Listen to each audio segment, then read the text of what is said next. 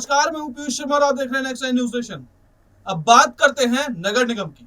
नगर निगम में देखिए, आज हम बताएंगे आपको लेफ्टिनेंट गवर्नर की दिल्ली के एलजी जो कि नए नियुक्त करे गए थे 2 महीने पहले, विनय सक्सेना के बारे में, जिनके ऊपर अब 1400 करोड़ रुपए के घोटाले का, यानी कि एमसीडी में 1400 करोड़ का घोटाले का पूरा पर्दाफाश देखिए आम आदमी करना चाहती है और ये आरोप उन्हें लगा है। हालांकि देखिए कोई भी सबूत उन्होंने इनके खिलाफ अभी तक नहीं लाए हैं, लेकिन बड़ी खबर ये निकल के आ रही है कि अब, यानी कि आज जो नगर निगम का एपिसोड हम आपको बताएंगे उसमें ये बताएंगे कि जो विनय सक्सेना के ऊपर आरोप लग रहे हैं वो कितने बुनियादी हैं, और जो एलजी जो विनय सक्सेना है उन्होंने जो अफसरों पर अब कार्रवाई की है उनके बारे में भी आपको बताएंगे कि एमसीडी के अफसरों ने उन्हें बिल्कुल भी नहीं बख्शा है। अपने ऊपर आरोप लगने के बाद भी वो लगातार देखिए कि सस्पेंड करे जा रहे हैं अफसरों को। देखिए हमारी एक खास रिपोर्ट। भ्रष्टाचार पर जीरो टॉलरेंस की नीति पर काम कर रहे एलजी। तीनों निगमों के एकीकरण के बाद अब दिल्ली नगर निगम की छवि सुधारने का कार्य चल रहा है। यही वजह है कि पहले भ्रष्टाचार के आरोप में 5 कर्मियों को निलंबित किया गया। अब भ्रष्ट छवि और लापरवाह अधिकारियों को जबरन रिटायर करने की कवायद चल पड़ी है। निगम के मुख्यालय और विभाग स्तर पर कमेटी बनाई है।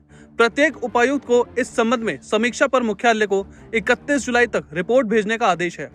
उपराज्यपाल वीके सक्सेना सरकार से लेकर निगम भ्रष्टाचार पर जीरो टॉलरेंस की नीति पर काम कर रहे हैं। बीते माह गठित की थी भ्रष्टाचार निरोधक सेल। उन्होंने निगमायुक्त को निर्देश दिए कि भ्रष्टाचार में संलिप्त पाए जाने वाले अधिकारियों और कर्मचारियों पर त्वरित कार्रवाई हो, साथ ही जबरन रिटायर भी किया जाए। उपराज्यपाल के आदेश के बाद निगम के बीते माह भ्रष्टाचार निरोधक सेल भी गठित की थी। निगम ने अपने एक अन्य आदेश में कहा कि सेंट्रल सिविल सर्विसेज रूल्स 1972 के मूलभूत नियम 56A और 48EB के तहत प्रत्येक तिमाही में इसकी समीक्षा होनी चाहिए। ऐसे में इस नियम को सख्ती से लागू किया जाएगा। 55 साल के कर्मचारियों की होगी समीक्षा।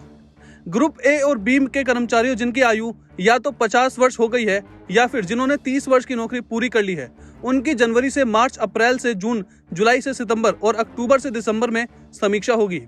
निगम ने ग्रुप सी के ऐसे कर्मचारियों की भी समीक्षा करने का आदेश दिया जिनकी नौकरी के 55 वर्ष हो गए हैं। इससे पहले वर्ष 2019 में तत्कालीन उत्तरी निगम की आयुक्त वर्षा जोशी ने सख्त कदम उठाते हुए 48 अभियंताओं को 56 के तहत जबरन रिटायर किया था। अभियंताओं के गुट ने इसका काफी विरोध भी किया था।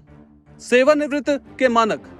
दिल्ली सरकार में तैनात ऐसे कर्मचारी जिनके कामकाज के प्रति सत्यनिष्ठा संदिग्ध हो, ऐसे कर्मचारी जो कि अप्रभावी हो, कामकाज नहीं कर रहा है, कर्मचारी जिस पर भी पद तैनात हो वह उसके लिए उपयोगी या पूरी तरह से फिट ना है, इसकी पुष्टि जांच होनी चाहिए। कर्मचारी को बीते 5 साल में प्रमोशन मिला लेकिन उसकी गतिविधि संदिग्ध है तो ये सेवानिवृत्त के मानक हैं।